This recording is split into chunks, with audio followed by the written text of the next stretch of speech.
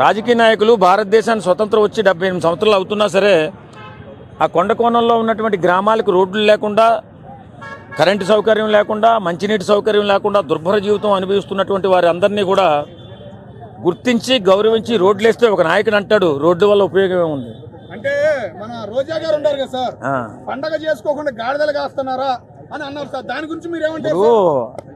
ఆ మురుక్కాలం లాంటి నోరేసుకుని మాట్లాడుతూ ఉంటుంది ఆమె. ఆ మురుక్కాలవ ఆమె మనస్తత్వం అలాంటిది. అంటే చండాలమైనటువంటి మనస్తత్వంతో ఎప్పుడు కూడా ఇలా మాట్లాడుతుంటుంది. ఎవరన్నా అంటారండి గాడిదలు కాస్తున్నారు అదేనే, ఒక ఆడదే కదా. మరి ఆమె అంతంత మాటలంటే యువతలోళ్ళు కార్యకర్తలు గట్టిగానే తగులుకుంటారు కదా దాన్ని. గాడిదంటే నేను కుక్క అంటారు. కాబట్టి నేనేమంటానంటే రాజకీయాలలో సంస్కారం కావాలి, సంస్కారంగా మాట్లాడుకోవాలి. నువ్వు రాజకీయాల్లో విమర్శించడానికి చాలా పనులు ఉన్నాయి కదండి.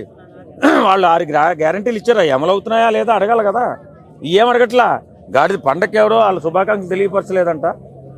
అంటే భువనేశ్వర్ గారు పాలు ఎత్తుతున్నారా, పవన్ కళ్యాణ్ గారు ఏం చేస్తున్నారు, ఫ్యామిలీ పరంగా చేయాలి కదా. మా అన్నగారు మా వదిన గారు పూజ చేశారు, కుర్చీల మీద కూర్చుని పీటల మీద కూర్చుని అని అంటున్నారు.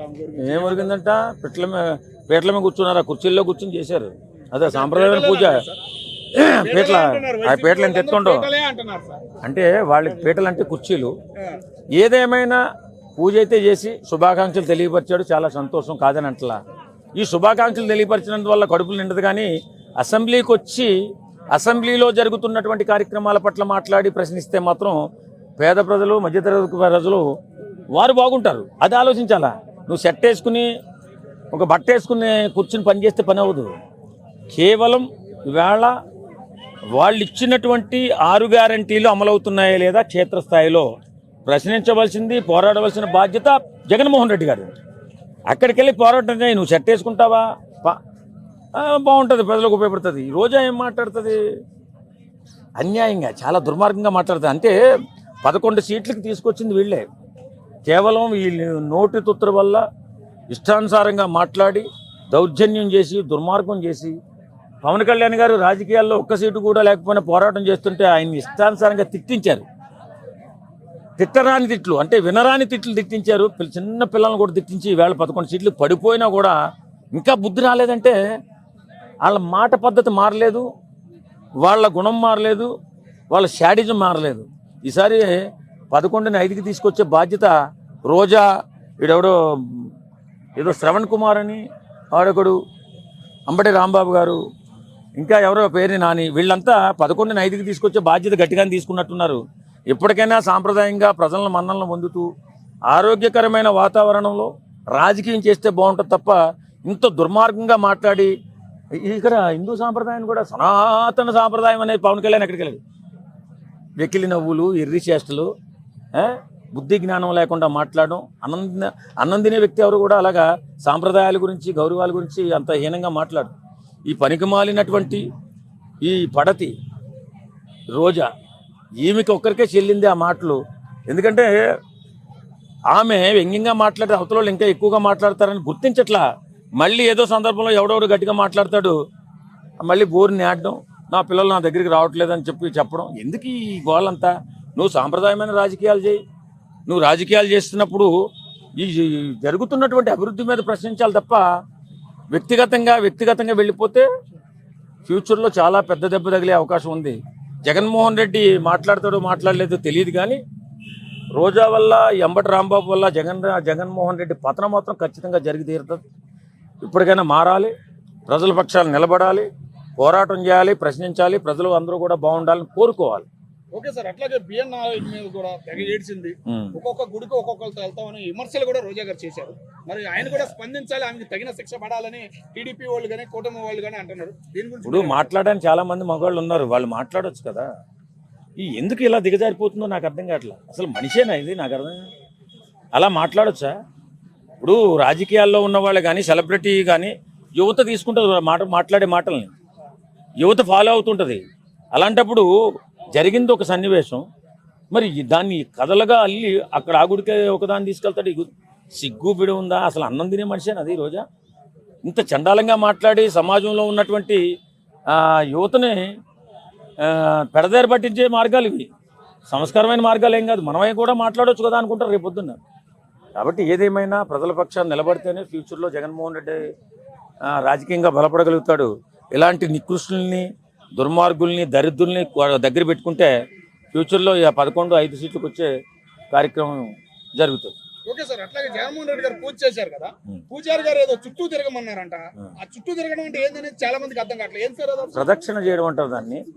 ఇప్పుడు మనం ఆ ప్రదక్షిణ చేసే విధానంలో కొంచెం ఆయన ఇబ్బంది పడినట్టున్నాడు. అంటే ఎన్నిసార్లు తిరుగుతారని? 3 సార్లు తిరుగుతారులేండి. మనం ఎప్పుడైనా వెళ్ళినప్పుడు అయ్యగారు ఏమని చెప్తాడంటే, మీరు నుంచున్న చోట నిలబడి 3 సార్లు ప్రదక్షిణ చేయండి, ప్రదక్షిణ చేసి అమ్మవారినో అయ్యవారినో ప్రార్థించండి, దేవుణ్ణి ప్రార్థించండి, మనకు మంచి జరుగుతుంది. అది తీర్థప్రసాదాలు అందజేస్తారు. తీర్థప్రసాదాలు అందజేసిన తర్వాత ఆ పూజ అంతటితో సమాప్తం అవుతుంది. అది మరి వాళ్ళకి సాంప్రదాయంగా చిన్నప్పటి నుంచి కూడా వాళ్ళ తాతల కాడి నుంచి కూడా క్రిస్టియానిటీని ఎక్కువగా చూస్తుంటారు కాబట్టి వాళ్ళకి కొంచెం ఇబ్బంది కలిగిందేమో మరి నాకు తెలియదు. ఓకే సార్, అట్లాగే హిందువుల పరంగా పూజలు చేస్తున్నారు, గుళ్ళకి వెళ్తున్నారు. అట్లాగే భారతమ్మ గారిని కూడా తిరుపతి తీసుకెళ్తారా, ఇద్దరు కలిసి తిరుపతి వెళ్తారా అని ప్రశ్నిస్తున్నారు. అది జరుగుతుంటారా? వాళ్ళకి అసలే పడట్లేదు. మనం ఇక్కడ ఏదైనా కాంట్రవర్సీ మాట్లాడితే ఎవడో తెలియదు, కాంగ్రెస్ మన వైఎస్ఆర్ పార్టీ కూడా మళ్ళీ గందరగోళం. భారతమ్మని ఎందుకు తీసుకెళ్తాడబ్బా? మీరు అడిగిన క్వశ్చన్ కరెక్టే, కాకపోతే ఏంటంటే వాళ్ళు ఇడిపోయి ఉన్నారు కదా. ఇప్పుడు రాజకీయంగా వాళ్ళు ఆస్తుల పరంగా వాళ్ళు ఏదో గొడవలు వచ్చినాయి, వాళ్ళు ఇడిపోయారు. మొన్న కూడా ప్రెస్ నోట్ రిలీజ్ చేసింది ఆమె, ఏదో ఇప్పటికైనా జగన్మోహన్ రెడ్డి అందరికీ న్యాయం చేస్తే బాగుండని. ఇందులో మనం తలదూరిస్తే మనకు ఆ ఆస్తులు ఎన్ని ఉన్నాయో మనకు తెలీదు. అంటే ఒక్క మాట సార్, ఫైనల్ మాట, వైఎస్ రాజశేఖర రెడ్డి గారి మీద ఎటువంటి కేసులు లేవు. ఉన్న అక్రమ కేసులు మొత్తం జగన్మోహన్ రెడ్డి గారి మీదే ఉంది. సంపాదించింది మొత్తం జగన్మోహన్ రెడ్డి గారు అని ఇప్పటికే అంటున్నారు. కానీ 2009 వరకు సంపాదించింది మొత్తం 4 మనవరాలకి పంచాలని విజయం అంటుంది. ఇది ఎంత మటుకు న్యాయం అంటారు? ఈ న్యాయాలు చెప్పగలుగుతావా? రాజకీయ నాయకుల ఆస్తులు ఎంత ఉంటాయి? ఇప్పుడు రాజకీయ నాయకుల ఆస్తులు ఈ కృతులు ఏంటబ్బా? రాజకీయ నాయకుల ఆస్తులు బినామీ పేర్ల మీద ఎక్కువ ఉంటాయి, ఆస్తులు కనపడవు. ఆ బినామీ పేర్ల మీద ఉన్నటువంటి ఆస్తులు కూడా పంచమని అడుగుతుందేమో. ఆయనైతే రాజమౌళి గారు, రెడ్డి శివప్రసాద్ రెడ్డి రాజమౌళి, ఆయన స్పష్టంగా చాలా క్లారిటీగా అక్కడ 100 ఎకరాలు పంచారు, ఇక్కడేమో ఇది ఇచ్చారు అది ఇచ్చారు అన్ని క్లారిటీగా ఇస్తున్నారు. ఇన్ని ఎకరాల భూమి రాజశేఖర రెడ్డి కొందన్న సంగతి నాకు ఇప్పటివరకు తెలియదు. ఆమెకే 150 ఎకరాలు ఎంతో కూడా పంచారట. మరి అన్ని ఎకరాల భూమి ఎక్కడి నుంచి వచ్చిందో నాకైతే రాజశేఖర రెడ్డికి ఉందన్న సంగతి తెలియదు. అక్కడేదో కడపలో ఉన్నదని తెలుసు. రాజకీయ నాయకుల ఆస్తులు ఇప్పుడు ఉన్నటువంటి పద్ధతిలో రాజకీయ నాయకులు ఏంటంటే ఫస్ట్ ఏదో తక్కువ చూపిస్తున్నారు. ఒక 5 సంవత్సరాలు గడిచి ఏ మంత్రి అయ్యాడంటే వాడి ఆస్తులు 100 కోట్ల నుంచి 1000 కోట్లు పెరిగిపోతుంది. మరి ఎలా జరుగుతుందో ఈ దోపిడీ అయితే నాకు తెలియదు. కానీ మరి ఈ దోపిడీ సొమ్ము కూడా పంచాలని చెప్పి అడిగిందేమో నాకైతే తెలీదు. నన్ను ఇందులో ఇన్వాల్వ్ చేయొద్దు. చిన్న విషయం ఉన్న జగన్మోహన్ రెడ్డి గారు స్పందిస్తారు కదా, మరి ఇంత మచ్చ వచ్చింది, మరి దీని గురించి జగన్మోహన్ రెడ్డి గారు 2 రోజుల నుంచి ఎందుకు స్పందించట్లేదు? స్పందిస్తే మొత్తం బయటకు వచ్చేస్తాయి సార్. ఇప్పుడు 10 ఆకులు జగన్మోహన్ రెడ్డి చదివితే షర్మిలమ్మ 100 ఆకులు చదివింది. ఆమె షర్మిలమ్మ అంత తేడా కాదు. రాజశేఖర రెడ్డి గారికి ఎంత మెమరీ పవర్ ఉందో జగన్మోహన్ రెడ్డికి అందులో 10% రాలా. రాజశేఖర రెడ్డి గారు 10 సంవత్సరాల క్రితం ఒక అభిమానిని చూసి పేరు పెట్టి పిలిచాడంటే, కలిశాడంటే 10 సంవత్సరాల తర్వాత అదే ఊరు వస్తే నా పేరు రాజానాయుడు నాయుడు రా అని పిలవగలే అంత మెమరీ పవర్ ఉంది. అదే ఆమెకి అంత మెమరీ పవర్ ఉంది. అక్కడ మరి నా 5 సంవత్సరాల పరిపాలనలో ఒక్క సీటు కానీ ఎమ్మెల్సీ పదవి కూడా ఇవ్వండి జగన్మోహన్ రెడ్డి గారు. వాళ్ళ ఇంటి సమస్యలు నన్ను లాగి నన్ను ఇందులో నేను తెలివైన షర్మిలమ్మ చాలా తెలివైంది. రాజశేఖర రెడ్డి బిడ్డ షర్మిలమ్మ. ఇప్పుడు జగన్మోహన్ రెడ్డి ఏమన్నా కౌంటర్ ఇస్తే ఇంకేముందా, మొత్తం బయటపడేస్తుంది, దోలు తీరిపోతుంది. ఇప్పుడు జగన్మోహన్ రెడ్డికి 1 కోటి కూడా పడదు. కాబట్టి నేను ఏమంటానంటే వాళ్ళ కుటుంబ వ్యవహారాల్లో మనం తలదొచ్చకూడదు.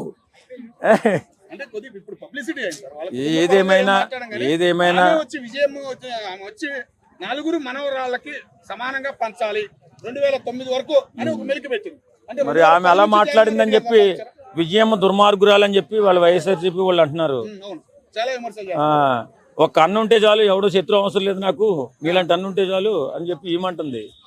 మరి వాళ్ళ గొడవలు వాళ్ళ కథలో పక్కన పెడితే ప్రజల పక్షాన్ని మాట్లాడి ప్రజలకైనా ఉపయోగపడే మాటలు మాట్లాడితే బాగుంటుందని చెప్పి అనుకున్నాం. మనం వేళ పోరాటం చేసిందే కూడా జగన్మోహన్ రెడ్డి అసెంబ్లీకి రావాలా, పేదల పక్షాన ప్రజల పక్షాన నిలబడాలా, ఆ జరుగుతున్నటువంటి అభివృద్ధి కార్యక్రమాలపైన మాట్లాడి ప్రజల పక్షాన్ని నిలబడితే బాగుంటుందండి.